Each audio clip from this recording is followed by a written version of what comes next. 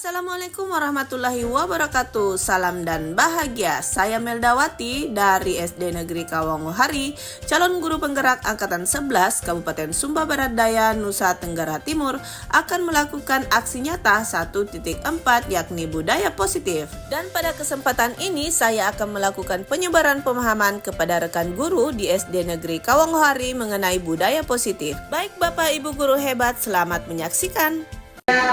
Terima kasih atas kesempatan yang diberikan kepada saya. Saya sebagai kepala sekolah di SDN Kawangohari. Pada hari ini Ibu Melda mengundang kita untuk melaksanakan kegiatan CGP-nya. Saat ini akan dia membagikan kegiatan diseminasi budaya positif di SDN Kawangohari. Saat ini dia akan memberikan atau memaparkan kegiatan ini supaya kita sebagai pendidik dan saya sebagai penanggung jawab SDN Kawangohari akan kita mendengarkan kegiatan apa yang dilaksanakan oleh Ibu Melda pada saat ini. Pada kesempatan ini saya akan memberikan pada Melda untuk melanjutkan kegiatan dan kita akan mendengarkan apa yang diberikan oleh Ibu Melda. Terima kasih Ibu Melda. Baik, terima kasih Ibu Kepala Sekolah.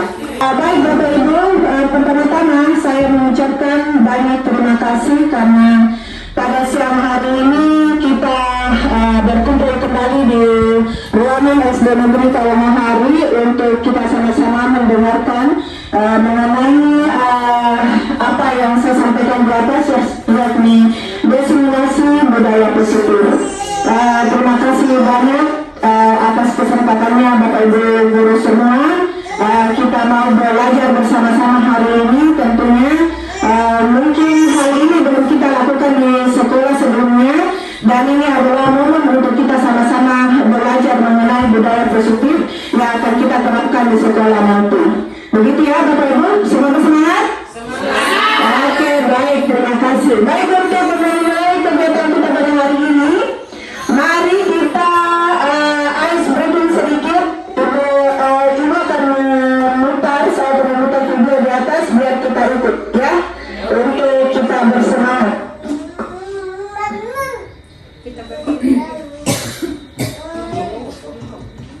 Baik, kita bisa berdiri Bapak Ibu.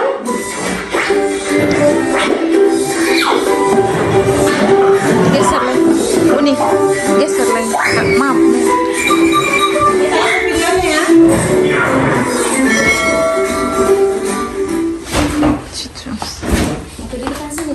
Di depan sini. Tidak. Ayo mengangkat tangannya Bapak Ibu.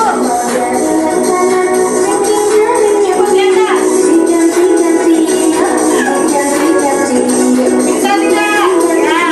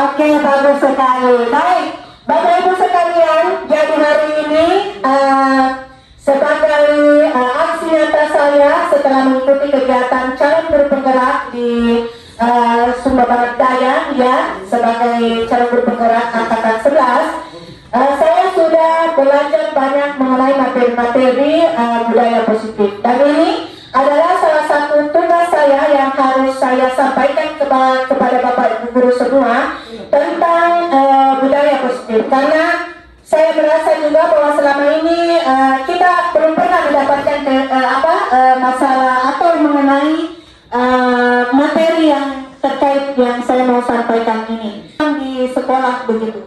Baik Bapak Ibu, kita mulai ya.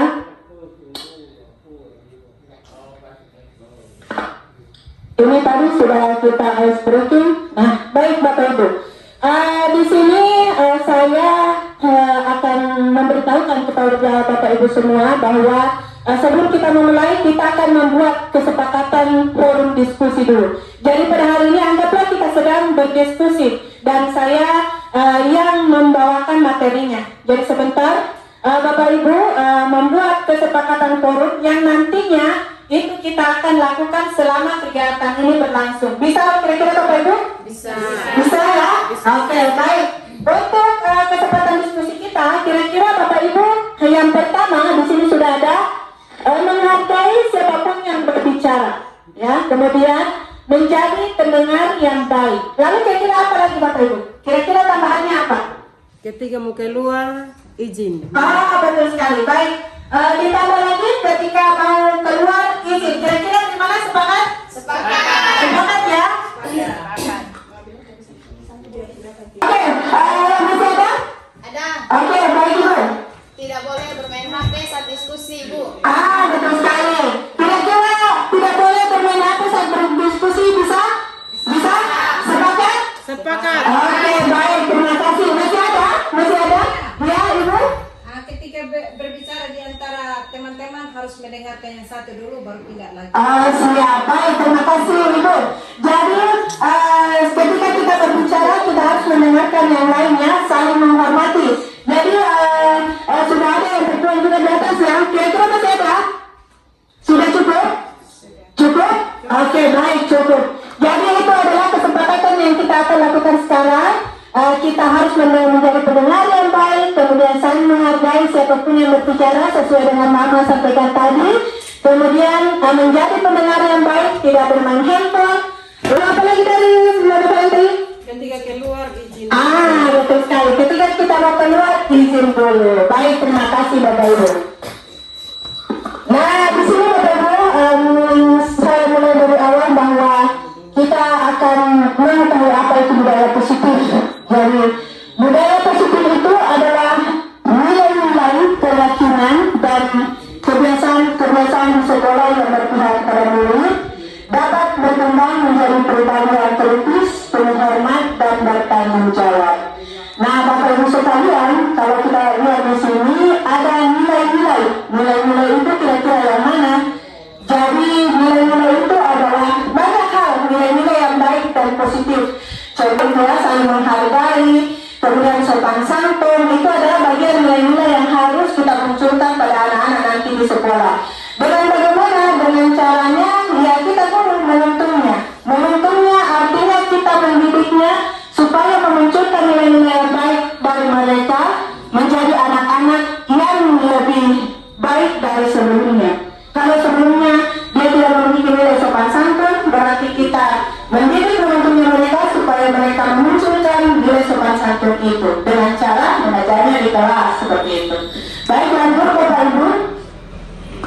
Seorang guru yang baik harus mewujudkan budaya positif di sekolah. Jadi tentunya kita seorang guru yang baik, tentu kita harus melakukan ini, melakukan budaya positif di sekolah. Budaya positif tersebut dapat dijalankan dengan menerapkan konsep-konsep inti seperti. Jadi Bapak Ibu, jika Bapak Ibu lihat, disiplin positif itu adalah bagian dari budaya positif. Ada 6 di sini, saya akan paparkan sebentar. Bapak Ibu semua akan melihat sebentar, ya. Saya akan menjelaskan satu-satu. Kemudian ada motivasi perilaku manusia. Lanjut, keyakinan kelas atau keyakinan sekolah atau kelas. Lalu kebutuhan dasar manusia, posisi total mengontrol restitusi dan segitiga restitusi. Nah, baik Bapak Ibu, dari yang pertama saya jelaskan di sini adalah disiplin positif. Apa itu disiplin positif? Yakni pembiasaan hal yang baik mencakup sikap dan perilaku maupun tutur kata oleh seluruh warga sekolah, terutama bagi murid agar dapat berkembang menjadi pribadi yang kritis, mandiri, dan bertanggung jawab.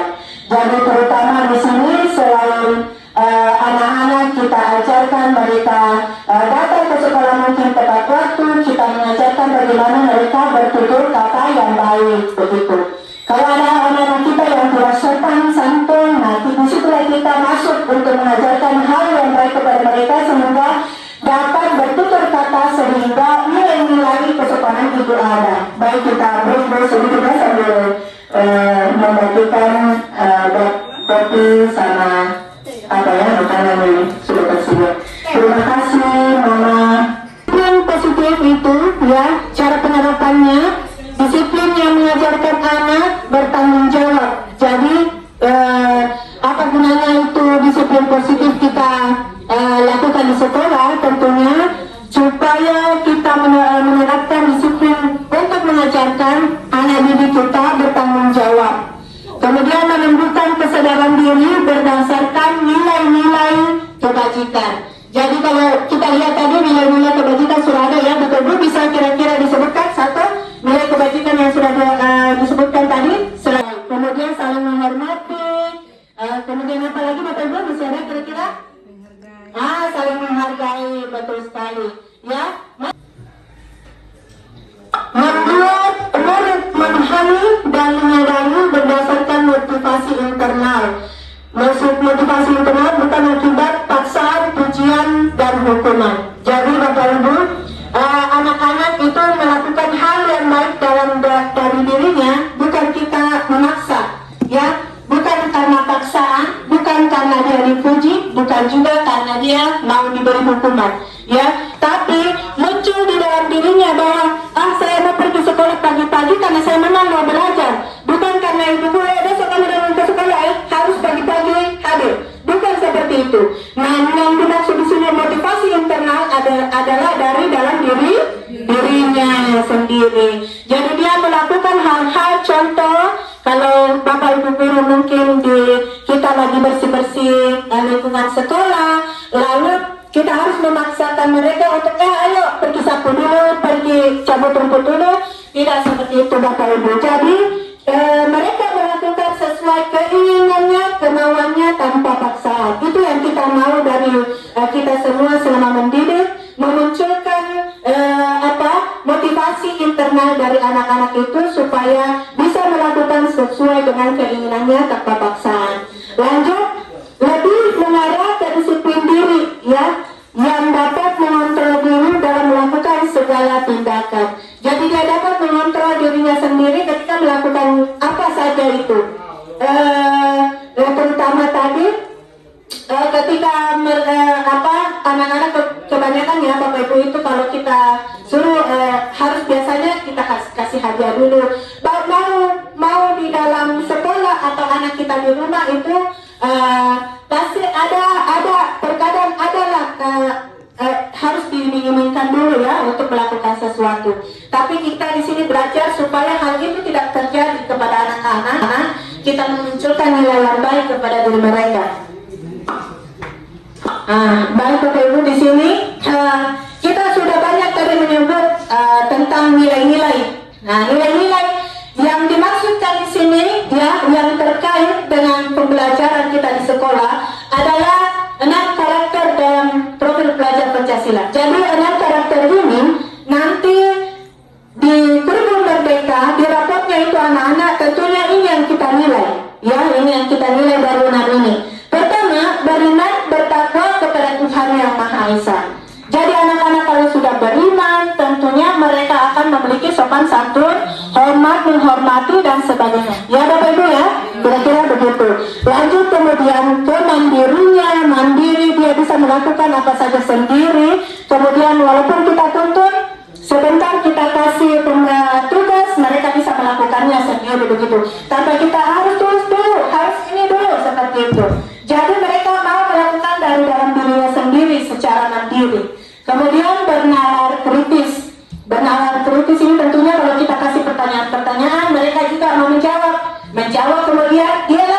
memberikan pertanyaan kembali ke kita. Itu kita mau seperti itu, anak-anak yang bisa bernalar putus.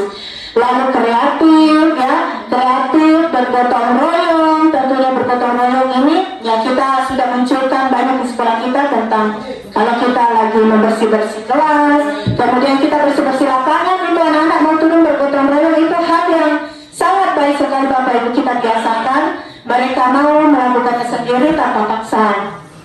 Lanjut berkebinekaan global, tentunya tentang mengenai budayanya, mengenai budaya yang ada di Indonesia ini mereka tahu juga dan pahami, dan itu kita berikan mereka pembelajaran melalui itu. Ya, lanjut kemudian ada motivasi perilaku manusia, Bapak Ibu. Jadi motivasi perilaku manusia itu mereka melakukan sesuatu karena ada sesuatu hal.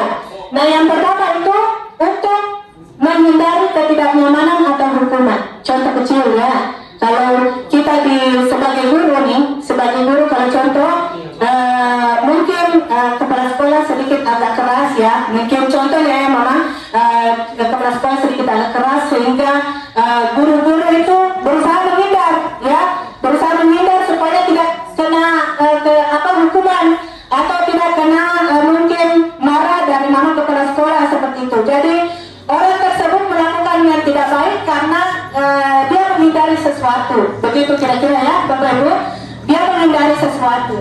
Lanjut, sama dengan anak-anak juga begitu. Kalau kita mereka terlambat lalu kita marah ke mereka, besok dia tidak hadir, berarti ada hal yang dia kenapa dia melakukan seperti itu, karena mungkin dia tidak nyaman atau mungkin dia menghindari hukuman. Akhirnya kenapa anak tersebut tidak hadir.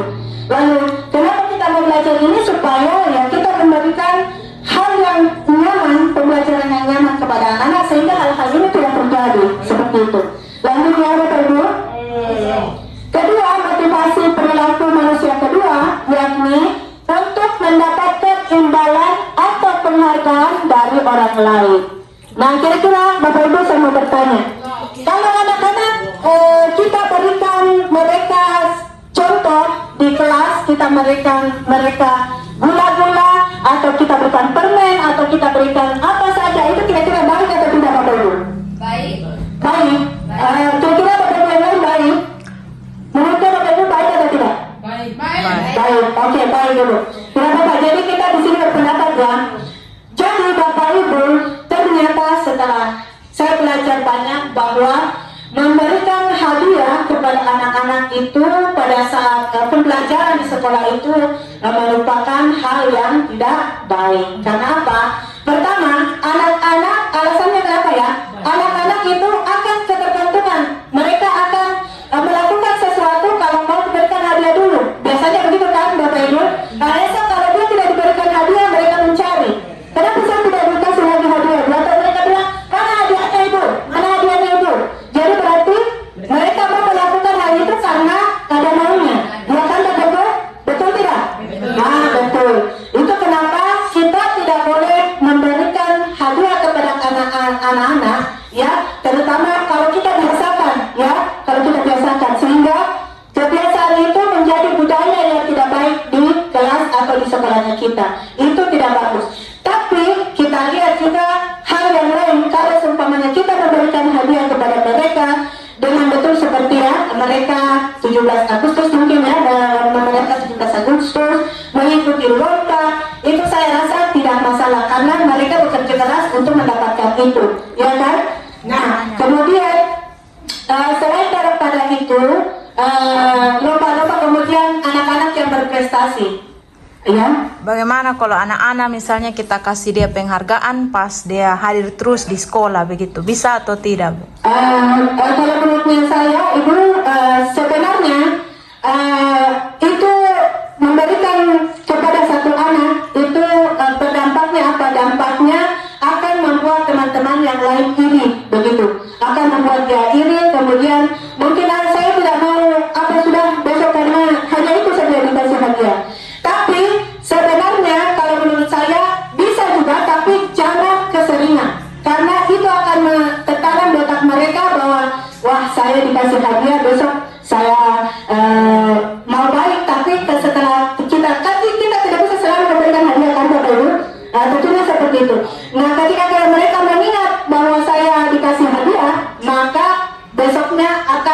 kami itu, dan ketika tidak dikasih hadiah maka mereka menurunkan niat untuk melakukan itu. Tapi menurutnya saya bahwa kita melihat konteksnya di sini anak-anak yang mau diberikan hadiah. Saya rasa untuk memberikan hadiah untuk satu anak itu bisa menimbulkan kecemburuan, ya, bisa menurunkan motivasi anak juga. Tapi kalau supaya kita mampu menyamakan semuanya, memberikan ke semuanya, itu saya rasa tidak masalah, karena di situ membuat mereka bahwa bukan hanya satu orang yang diberikan begitu, tapi semua merasakannya. Baik, begitu kira-kira ya, Ibu ya. Lanjut.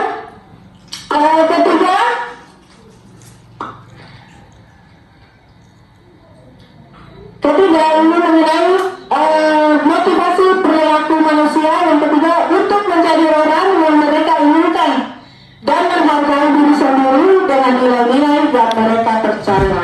Jadi Bapak Ibu, kira-kira ini yang ketiga ada hal yang paling penting yang kita mau lakukan, ya, yang ketiga ini. Jadi anak-anak itu melakukan sesuatu karena sesuai dengan keinginannya, ya. Mereka menghargai dirinya bahwa saya pergi sekolah karena saya memang ingin pintar, saya memang ingin mau belajar, bukan karena mungkin contohnya mau coba karena baru datang ke sekolah, bukan seperti itu, tapi memang keinginan dari dalam dirinya dengan nilai-nilai yang ada pada diri mereka, ya, yang mereka percaya bahwa nilai-nilai itu adalah hal yang baik mengenai kedisiplinannya, sopan santunnya dan sebagainya, seperti itu.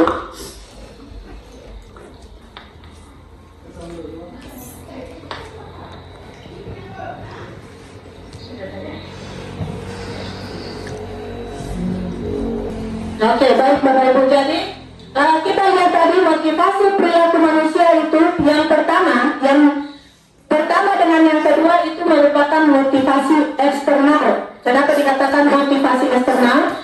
Karena dia masih melakukan karena pengaruh dari luar. Ada pengaruh dari luar. Contohnya tadi, ya, dikasih hadiah, kemudian pengaruh dari luar itu mungkin dia diberi hukuman. Itu dia kenapa dia melakukan itu, berarti ada motivasi eksternalnya. Motivasi dari luar dirinya. Ini adalah motivasi ini adalah internal, ya, dari dalam dirinya sendiri, begitu. Dia mau melakukan karena dari dalam dirinya sendiri dia mempercayai bahwa kalau saya datang ke sekolah itu adalah hal yang baik untuk diri saya sendiri, begitu. Oke, Bapak Ibu, mungkin kita paham, ya, motivasi internalnya dengan motivasi eksternalnya. Berikutnya, sebelum kita di awal-awal itu mengajar, ya Bapak Ibu, kita itu mengusahakan membuat keyakinan kelas. Jadi kalau kita ingat tadi di awal itu kita membuat keyakinan untuk diskusi kita, ya, itu merupakan contoh dari bagian kita membuat keyakinan pada diri kita masing-masing. Contoh tadi sudah keluar izin dulu ketika mau keluar bermain HP, itu adalah bagian dari nilai-nilai yang baik kita mau terapkan, terutama pada saat kita berdiskusi hari ini. Nah, contohnya itu sama dengan pada saat kita membuat keyakinan kelas, begitu. Jadi sebelum kita lanjut kepada materi-materi selanjutnya pembelajaran pada anak-anak, kita itu harus membuat keyakinan kelas dulu di dalam kelas kita. Kenapa harus membuat keyakinan kelas? Supaya itu menjadi, ya, bagian dari motivasi anak-anak melakukan hal yang baik. Jadi pada saat kita menyuruh anak-anak membuat keyakinan kelas, itu dari mereka sendiri. Mereka sendiri yang mau melakukan itu. Contoh seperti tadi, kira-kira keyakinan kelas apa yang kita mau buat di kelas? Contoh, ya. Contoh, Ibu tidak boleh membuat sampah sembarang tempat. Nah, itu contoh keyakinan kelas yang baik. Berarti menjaga kebersihan kelas. Itu salah satu contohnya. Itu bukan kita yang menyuruh, tapi mereka sendiri yang memunculkan ide-ide itu, sehingga ke depannya mereka akan melakukannya sendiri. Nah, ketika mereka tidak melakukan, baru kita akan mengingatkan Bapak Ibu. Ingat loh, anak-anak, kemarin kita sudah membuat keyakinan kelas, tidak boleh membuang sampah di luar. Maka itu harus dilakukan, karena mereka sendiri yang membuatnya, begitu. Kira-kira paham sampai Bapak Ibu? Paham. Oke, baik, terima kasih. Jadi, keyakinan kelas guru berperan dalam mewujudkan terbentuknya keyakinan kelas dengan adanya kesepakatan antara guru dan murid. Ya, ada kesepakatan antara guru dan murid. Jadi, guru mengarahkan anak-anak membuat kesepakatan kelas, lalu murid yang mengajukan dirinya sendiri melakukan itu. Tidak boleh membuang sampah, tidak boleh ribut, harus izin dulu kalau keluar dari kelas. Nah, itu adalah bagian dari kesepakatan-kesepakatan kelas yang nanti kita akan merubah dia menjadi nilai-nilai yang positif, begitu. Lanjut, keyakinan kelas berupa pernyataan universal dan mudah diingat, ya, mudah diingat, tidak perlu banyak-banyak, dipahami dan diterapkan di lingkungan kelas kita. Jadi dalam menurut saya bisa Bapak Ibu, saya membantu nanti kita akan membuat keyakinan kelas masing-masing di kelasnya kita, ya. Kita akan tempelkan, lalu pada ada saatnya anak melakukan hal yang tidak baik, itu kita ingatkan karena itu dari mereka sendiri yang buat dan dari keinginannya sendiri. Nah, baik Bapak Ibu, jadi untuk membuat keyakinan kelas itu ada tahapannya. Ada tahapannya. Jadi tahapannya adalah pertama siswa menuliskan keyakinannya. Dia pertama menulis keyakinan dulu. Apa-apa yang dia yakini kira-kira. Pertama ya tadi itu, ya, tidak boleh membuang sampah, Ibu. Tidak boleh membuang sampah, Ibu. Tidak boleh berbahasa Indonesia, berbahasa daerah di kelas. Contohnya seperti itu, ya. Ibu harus sopan santun pada saat berbicara, itu salah satu contohnya. Lalu memilah keyakinan kedua, ya, misalnya menulis atau membahas keyakinan yang telah ditulis. Setelah kita membuat keyakinan, kita mengulas kepada anak-anak, begitu.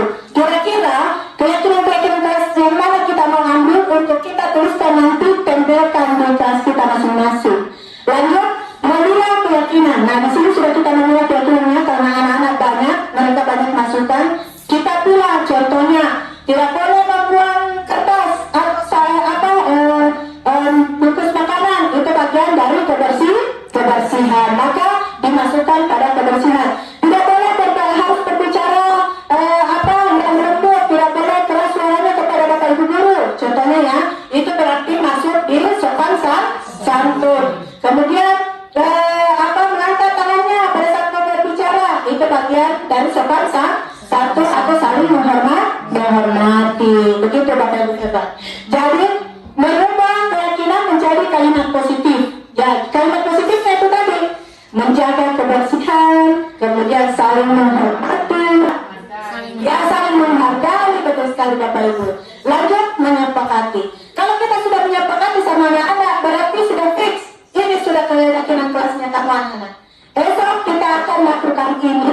Kalaupun ada anak yang tidak melakukan, berarti kita bisa mengingatkan. Ingat, lihat ini keyakinan kelas kita yang sudah kita tempel, kita buat sama-sama. Begitu.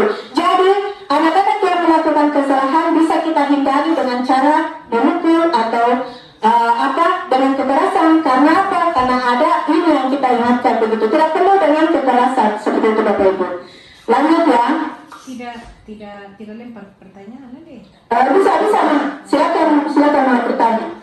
Saya bisa ini dari tahapan keyakinan kelas ini kan suatu rangkuman toh. Iya, Mama melihat kesimpulannya menyepakati keyakinan ini. Dari semua tahapan ini diputuskan. Ya. Keyakinan apa? Misalkan satu dua alternatif begitu. Misalkan tadi menghargai, menghormati. Ya. Berarti itu yang disepakati bersama dari Betul. tahapan itu. Betul sekali Mama, ya, betul sekali. Jadi itu yang sudah menjadi kesepakatan kita. Contohnya, ya, di sini Bapak Ibu guru, saya sudah membuat keyakinan kelas 6A, ya. Pertama itu ada religius. Religius artinya adalah beriman dan bertakwa kepada Tuhan Yang Maha Esa. Itu masuk situ sopan santunnya juga, menghormatinya, saling menghormati, ya, atau dengan ibadahnya begitu. Nah, kemudian kebersihan dan kerapian, ya, kebersihan dan kerapian itu tadi tidak boleh membuang sampah dan sebagainya, ya. Kita jadikan kalimat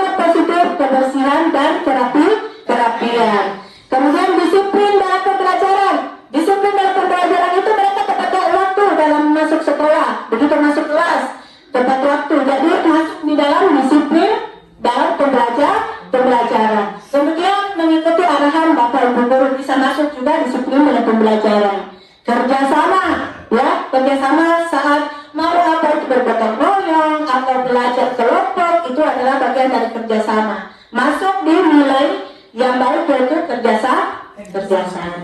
Kemudian sopan santun dan karena saya berolahraga tentunya saya munculkan juga tidak save peralatan olahraga, menyimpan peralatan olahraga yang sudah mereka pakai dengan baik, tidak boleh disimpan sembarang, begitu harus di tempatnya. Jadi begitu Bapak Ibu. Keyakinan kelas yang kita bisa buat di kelas, simple saja, tidak usah banyak-banyak. Untuk kelas 1, 2, 3 bisa 4 keyakinan kelas yang kita bisa buat, baru tempel dengan huruf yang jelas, apakah itu AB-nya kita bisa pisahkan supaya mereka belajar membaca nanti di kelas seperti itu. Bisa dipahami Bapak Ibu? Bisa. Oke, baik, terima kasih ya. Oke, lanjut Bapak Ibu.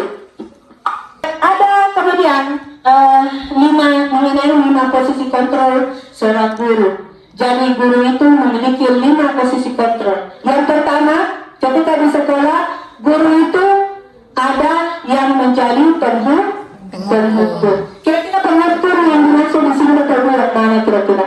Masa ada tanggapan? Penghukum. Penghukum kira-kira yang mana kira-kira yang dimaksudkan di sini? Banyak sekali. Kalau Yang sering juga kita lakukan. Contohnya, ya, baik. Mungkin seperti apa? Biasanya anak-anak kalau terlambat itu kita suka sekali menghukum toh. Ya. Ada yang dengan memukul, ada yang dengan ini membersihkan lingkungan, mungkin itu. Betul sekali. Ya, pas. Jadi betul sekali yang disampaikan Imelda Gondainawati bahwa penghukum itu menghukum anak-anak kita, berarti kalau anak-anak yang melakukan pelanggaran kita melakukan kekerasan, itu adalah bagian dari hukuman atau guru menjadi penghukum. Di sini dikatakan bahwa posisi penghukum itu biasanya berbicara dengan nada yang tinggi. Hei, mau kemana kamu? Kenapa kamu lambat? Nah, begitu ya, kira-kira penghukum ya, suaranya keras. Kemudian menunjuk-nunjuk kamu mana itu? Kamu memang bandel ya, tidak mau diatur. Nah, itu bagian dari penghukum. Membentak dan menyindir, ya. Nah, kira-kira guru juga ketika melakukan itu melakukan dengan hukuman verbal dan fisik, memukul, menyakiti hatinya juga, itu bagian dari penghukum. Dampaknya apa Bapak Ibu? Ini bahaya. Dampaknya murid jadi pendendam, ya. Dia akan mendendam kita, walaupun di kesehariannya akan baik-baik saja, tapi ada kalanya kalau dia lihat kita itu, ya, kita pasti ada apa sih nggak suka apa sih. Saya pernah begitu Bapak Ibu, pernah saya tidak menjawab pertanyaannya, ya, sehingga dia, kenapa kamu tidak belajar kemarin? Kan sudah tahu kita belajar. Di depan semua teman-teman saya ini membuat saya menangis dan sedih. Saya menangis, teman-teman semua mengatakan kita tidak menghargai, ya kan Bapak Ibu? Tidak menghargai kan? Nah, di situ saya merasa mau membalas apa yang dilakukan sama saya. Ada perasaan setiap saya lihat dia sampai saya membencinya. Karena apa? Dia mungkin tidak tahu saya membencinya. Bayangkan, Bapak Ibu, kalau orang tidak menghargai orang lain itu dia. Ternyata saya kalau melihat, jangankan mau melihat mukanya, saya kalau ketemu dia saya menghindar. Betul, mungkin hal itu yang itu tambahan mengenai penghukum. Lalu ada namanya posisi pembuat rasa bersalah. Posisi pembuat rasa bersalah ini menegur dengan suara cenderung lembut, ya, dengan lembut begitu. Dengan kata-katanya menanyakan murid membuat merasa gagal. Contohnya kira-kira seperti apa ya? Kamu itu kan tahu, ya, kamu harusnya pagi-pagi sudah ada di sekolah. Kenapa kamu lambat lagi? Kasihan itu ibumu di rumah, orang tuamu di rumah sudah mempercayakan kamu sekolah, tapi kamu tidak punya diri. Harusnya rajin dari sekolah supaya orang tua tidak gagal nanti mengatakan kamu kasih keluar yang banyak-banyak. Begitu. Itu kata-kata yang lembut, ya, yang lembut kita kasih ke anak, tapi dia merasa dirinya gagal begitu. Kemudian guru akan mengatakan hal yang kesalahan pada murid. Guru akan mengatakan hal mengenai bahwa murid itu kamu yang bersalah, kamu yang melakukan kesalahan, harus diperbaiki begitu. Kemudian dampaknya akan membuat murid merasa bersalah, rendah diri, kemudian emosi dalam dirinya. Seperti itu Bapak Ibu. Lanjut posisi teman. Nah, ini ada juga ibu guru, bapak guru yang begini. Dia memposisikan diri sebagai teman. Dan seharusnya ini hal yang juga kita harus lakukan juga. Maksudnya selain hal yang paling bagus sebentar yang saya paparkan, suara guru yang ramai, bersenda gurau, menghangatkan suasana, dan murid akan bergantung pada satu orang. Jadi kalau kita terlalu baik juga kepada anak itu tidak bagus juga ternyata. Mereka menganggap kita sebagai teman, lalu kalau kita sudah tidak baik sama mereka lagi, mereka akan tidak melakukan apa yang mereka yakini begitu. Jadi mereka bergantung kepada satu orang, hanya itu saja contoh ya, hanya kepada Ibu Margareta saja yang dia mau baik, yang lain tidak mau sudah. Karena hanya Ibu Margareta yang mau baik sama dia, begitu. Jadi ketergantungan.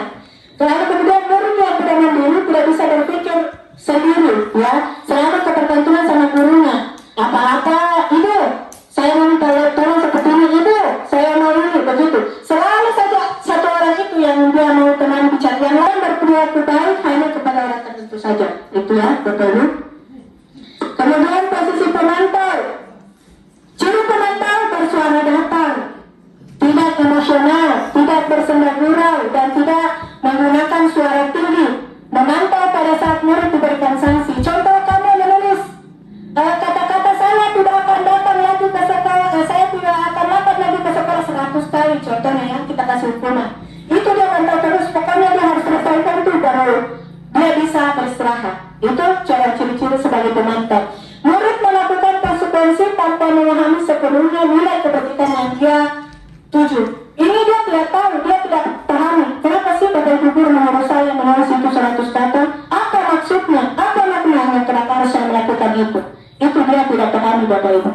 Nah di sini ada hal posisi yang paling tepat yang harus kita ambil di sini Bapak Ibu, yang harus kita lakukan di sekolah. Dari kelima posisi itu tadi, ya, adalah posisi sebagai manajer. Bapak Ibu guru sekalian, coba kita usahakan ingat-ingat dulu ya. Kita memposisikan diri sebagai manajer untuk anak-anak. Bagaimana cara memposisikan diri di sini? Suara pada saat anak-anak melakukan kesalahan itu, pada saat guru menegurnya, dia memiliki suara yang netral, tidak emosional, tidak emosi, ya.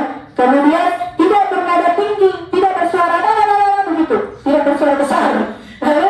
Guru akan memberikan pertanyaan yang tulus dari dalam hatinya, ya, membuka pikiran murid. Kemudian guru membimbing untuk memecahkan masalah secara mandiri. Kalau seumpamanya Nova tidak datang ke sekolah, kita mencari tahu, Novan, kenapa nak kamu kemarin tidak datang sekolah, begitu. Kira-kira apa yang membuat kamu tidak datang sekolah tepat waktu, begitu. Jadi Bapak Ibu, yang hal ini yang kita harus lakukan di sekolah, begitu.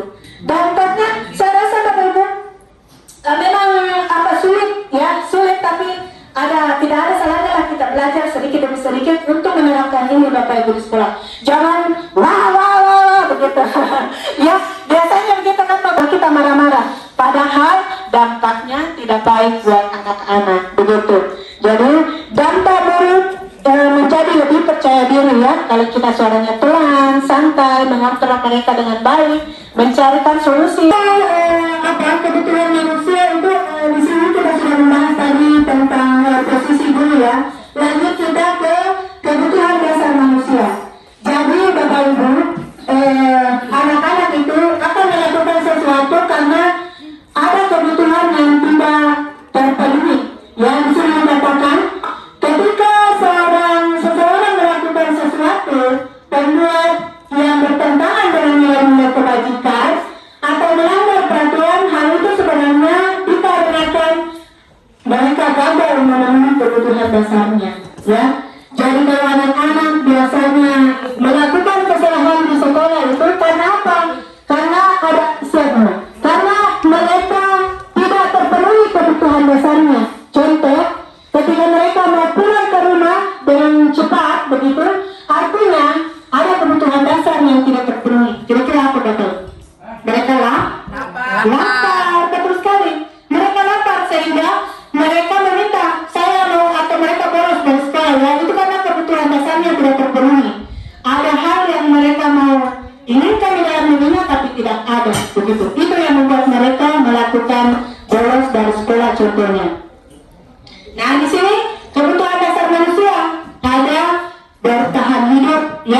kemudian kasih sayang dan rasa diterima. Semua orang itu mau disayangi, ya kan Bapak Ibu? Ya, betul. Jadi semua orang mau disayangi, mau dari pasangan kita, mau dari anak kita, orang-orang di sekeliling kita, itu semua kita butuh kasih sayang dari mereka. Lalu kemudian penguasaan ini ada sesuatu hal yang dia inginkan, ya, ada sesuatu yang dia inginkan sehingga memenuhi kebutuhan batinnya. Dia mungkin anak-anak kita itu biasa menarik perhatian kita, ya, karena dia ada yang dia menginginkan dari kebutuhan dasarnya. Lanjut, ada kebebasan. Anak-anak kita biasa selalu keluar masuk dari kelas karena dia menginginkan kebebasan. Contoh, sebentar ya, izin ibu, saya mau pergi meludah. Izin ibu, saya mau pergi di toilet. Padahal tidak itu, artinya mereka mau bebas, ya. Itu salah satu kebutuhan dasar anak-anak kita di sekolah. Kemudian kesenangan ibu, saya minta bola, saya mau bermain bola. Itu bagian untuk memenuhi kesenangannya.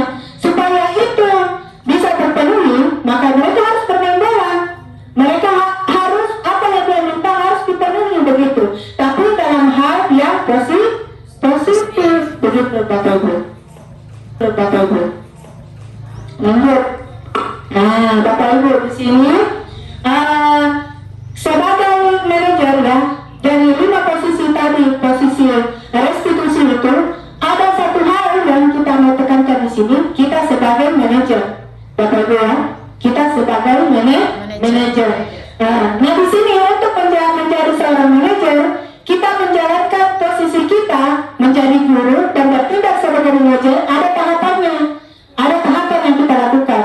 Contohnya ketika anak-anak melakukan salah, itu bukan langsung kita pampel, tapi kita ada tahapan yang kita akan lakukan, kecuali anak tersebut masalahnya besar. Tapi selama anak tersebut memiliki masalah yang hanya sekedar dia mungkin lambat ke sekolah, dia tidak sopan santun, mengambil pena tenang, itu bisa dihadapi dengan konsep restitusi, dengan tahapannya.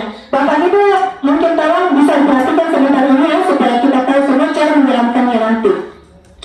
Jadi apa itu restitusi?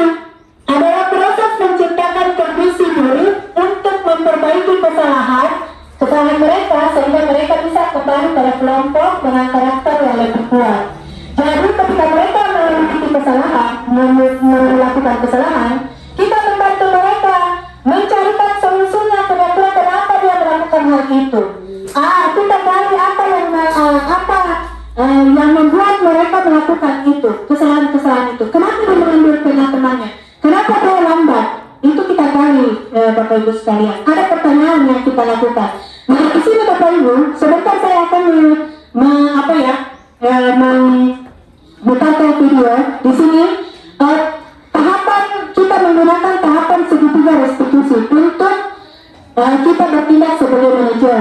Tahapan segitiga restitusi itu ada validasi tindakan yang salah, kemudian menstabilkan identitas, kemudian menawarkan keyakinan. Nah, ini kenapa tadi kita harus perlu membuat keyakinan di dalam kelas kita, karena ketika anak-anak kita berbuat salah, kita mau mengingatkan apa keyakinan kelas yang mereka lakukan, yang mereka sudah buat di awal begitu. Kita ingatkan.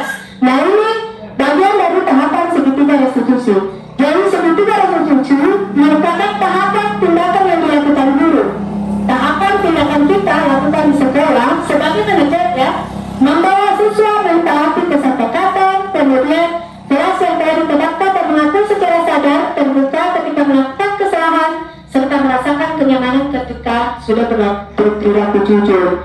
Jadi ketika mereka melakukan kesalahan, mereka mengakui. Kita berusaha membuat mereka mengakui dengan tulus hati, dengan bukan paksaan, bukan pukulan, sehingga mereka nyaman nantinya seperti itu.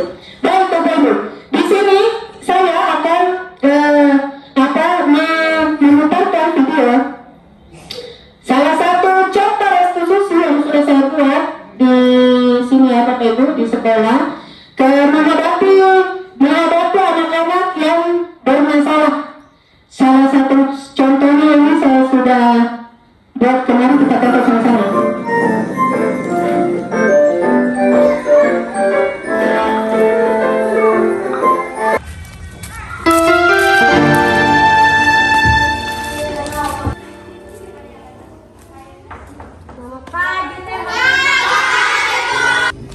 Halo Novan, selamat pagi. Pagi Bu.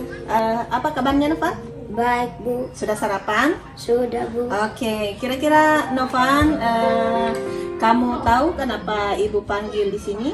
Tidak Bu. Tadi pada saat ibu itu mengajar di kelas, ibu lihat Novan ada terlambat masuk di kelas.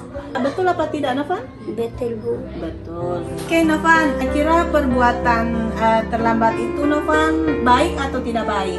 Tidak baik Bu. Terlambat itu merupakan perbuatan yang tidak baik. Novan, semua manusia itu pernah berbuat salah. Ibu juga pernah melakukan salah. Hari ini Novan terlambat datang ke sekolah, merupakan juga perbuatan yang salah karena tidak disiplin, ya kan Novan? Jadi Novan, di sini ibu tidak mau mencari siapa yang salah, tapi ibu berusaha mencarikan solusi supaya Novan esok tidak terlambat lagi datang ke sekolah. Kira-kira alasannya kenapa sampai kamu terlambat masuk sekolah? Dari nonton. Oh, dari nonton. Jam berapa Novan tidur semalam? Jam 11. Kamu dari nonton di mana? Di rumahnya kawan. Oh, di rumahnya kawan. Baik, Novan. Kira-kira apa solusinya supaya besok Novan tidak lambat lagi ke sekolah? Cepat tidur. Oh, cepat tidur. Bagus, Novan. Apalagi Novan? Kira-kira masih ada tidak supaya bisa membantu Novan? Oh, minta tolong. Minta tolong sama? Orang tua. Oh iya, minta tolong sama orang tua kasih bangun pagi, Novan. Ya. Oke, supaya tidak lambat ke sekolah. Novan masih ingat tidak keyakinan kelas kita waktu awal ibu masuk di kelas Novan mengajar? Apa keyakinan kelas kita? Masuk. Apa itu Novan? Disiplin. Dalam pembelajaran. Oke, baik sekali Novan. Nah, sekarang kan Novan sudah tahu apa yang harus Novan lakukan supaya besok tidak lambat lagi ke sekolah. Yang pertama tadi Novan bisa cepat bangun tidur, tidak lambat tidur malam. Habis itu bisa minta orang tua untuk membangunkannya, Novan. Kira-kira Novan kapan mau melakukan itu, Novan? Oh, besok. Baik kalau begitu Novan. Saya yakin itu Novan bisa lebih bagus lagi. Besok Ibu yakin Novan bisa cepat datang ke sekolah. Ya Novan? Ya. Oke, baik. Terima kasih ya Novan. Tos dulu.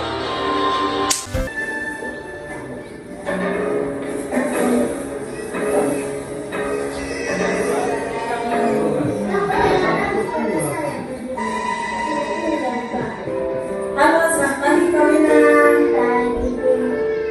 Apa kabarnya? Paulina hari ini sudah sarapan pagi susu ya? Oke, baik Paulina. Tahu Paulina kenapa ibu panggil? Ini salah satu tenaga mesin susu yang berkado bisa dibantu.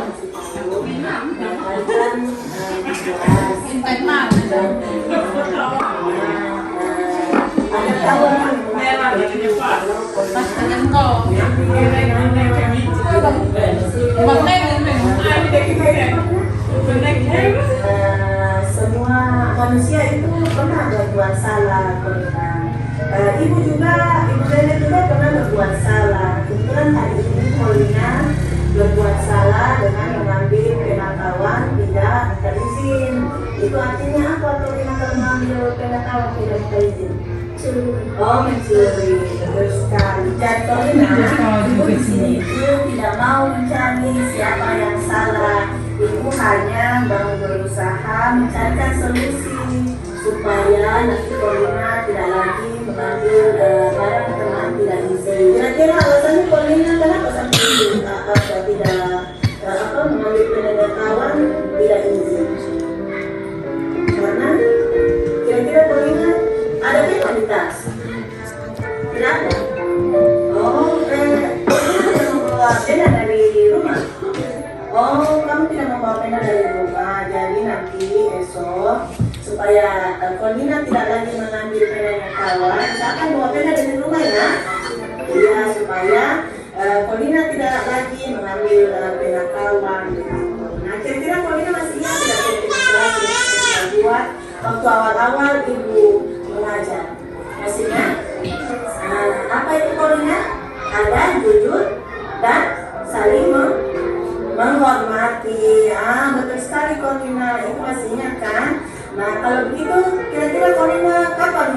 bukan supaya membawa pena, tidak lagi mengambil pena tahun di kelas. Bahkan kira-kira. Oh besok. Oke baik, terima kasih Bang Gina, kamu sudah mau berubah menjadi yang baik ya. Dan kali tidak boleh lagi mengambil penanya kawan ya.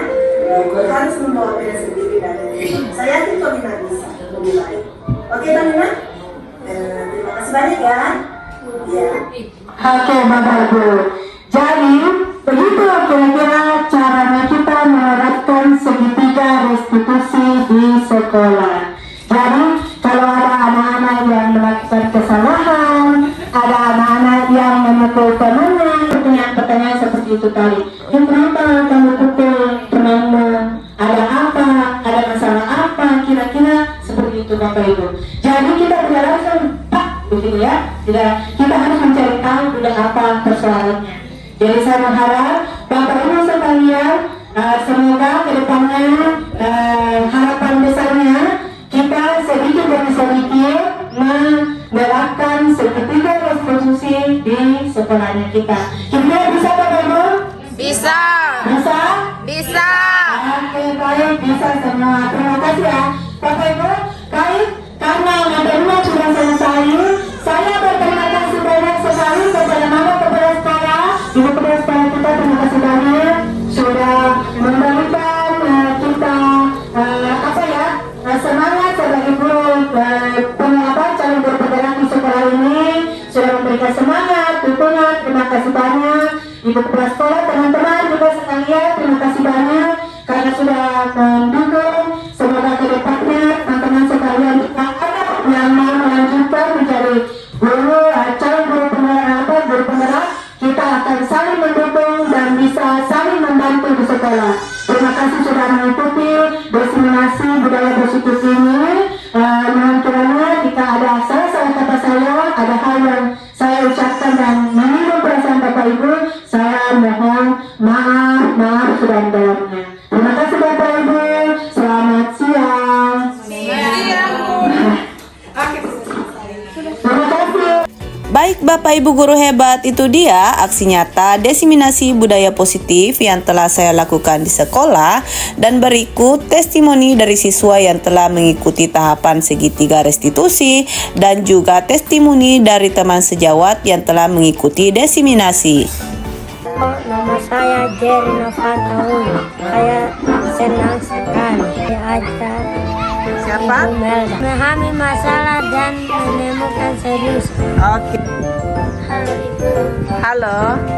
Nama saya Corlina. Saya senang sekali ajar Ibu Melda memahami masalah dan menemukan solusi. Salam berbahagia, saya Anastasia Helodede sebagai Kepala Sekolah SDN Konghari memberikan apresiasi kepada Ibu Imelda Wati sebagai calon guru penggerak yang memaparkan tentang budaya positif, di mana selama ini juga Ibu Imelda mendampingi anak, melatih anak, mendidik anak tentang budaya positif, di mana budaya positif itu sangat penting dalam kehidupan sehari-hari dari umur dini sampai nanti menjadi dewasa. Untuk itu saya sebagai penanggung jawab, sebagai pemimpin SD Konghari memberikan apresiasi, dukungan, motivasi bagi Ibu Imelda yang selama ini melatih diri sebagai guru penggerak, mampu memberikan dan mampu menjadi guru teladan yang lebih baik bagi siswa-siswi SDN Konghari. Untuk itu Ibu Melda sebagai pemimpin, sebagai kepala sekolah mau bertanggung jawab, memberikan yang terbaik, memberikan motivasi bagi Ibu Melda untuk menjadi guru yang lebih baik, menjadi guru teladan yang lebih mulia di hadapan peserta didik, terutama di hadapan Tuhan. Terima kasih Ibu Melda, semoga di antara para pendidik menjadi contoh dari Ibu Melda, semoga bermanfaat dan semoga menjadi teladan bagi generasi penerus. Terima kasih. Salam dan bahagia. Saya Ibu Imelda Gunda Irawati, teman sejawat dari Ibu Meldawati. Pada hari ini saya merasa senang sekali karena mendapat materi yang sangat baik dari Ibu Melda mengenai budaya positif. Ilmu yang saya dapatkan sangat-sangat bermanfaat. Saya jadi tahu guru memiliki posisi kontrol yang baik, yakni sebagai manajer dalam menghadapi tahapan segitiga restitusi. Saya belajar menjadi guru yang lebih baik. Terima kasih Ibu Melda, semangat dan sukses. Salam dan bahagia. Saya Ibu Margareta Wanda Pandak, teman sejawat dengan Ibu Meldawati. Hari ini antusias sekali karena dapat mendengarkan pemaparan materi dari Ibu Melda tentang budaya positif di sekolah. Luar biasa ilmunya, memberikan pemahaman kepada kami mengenai motivasi manusia, di mana guru tidak boleh membiasakan anak untuk diberikan hadiah karena akan berpengaruh negatif. Terima kasih, salam semangat Ibu Melda. Bapak Ibu guru hebat, sebagai bahan refleksi pelaksanaan diseminasi budaya positif, penyebaran pemahaman kepada guru dilakukan pada tanggal 13 Agustus 2023 di SD Negeri Kawangohari, Kabupaten Sumba Barat Daya. Terdapat 10 orang guru yang mengikuti kegiatan ini. Perasaan saya setelah melakukan aksi nyata ini, saya menjadi lebih bersemangat selain karena senang dapat berbagi dan berdiskusi dengan guru dalam kegiatan tersebut. Saya juga sangat memimpikan sebuah perubahan ke arah yang lebih baik, terutama penerapan konsep-konsep inti dalam budaya positif di SD Negeri Kawangohari. Rencana perbaikan untuk implementasi ke depan yakni melakukan evaluasi secara berkala, meningkatkan kerjasama dan koordinasi dengan semua pihak di lingkungan sekolah, dan terus meminimalisir kekurangan-kekurangan yang ada, serta menganalisir manfaat hasil diseminasi terhadap murid dan lingkungan sekolah. Guys, thank you for watching. Jangan lupa subscribe, like, comment, dan share.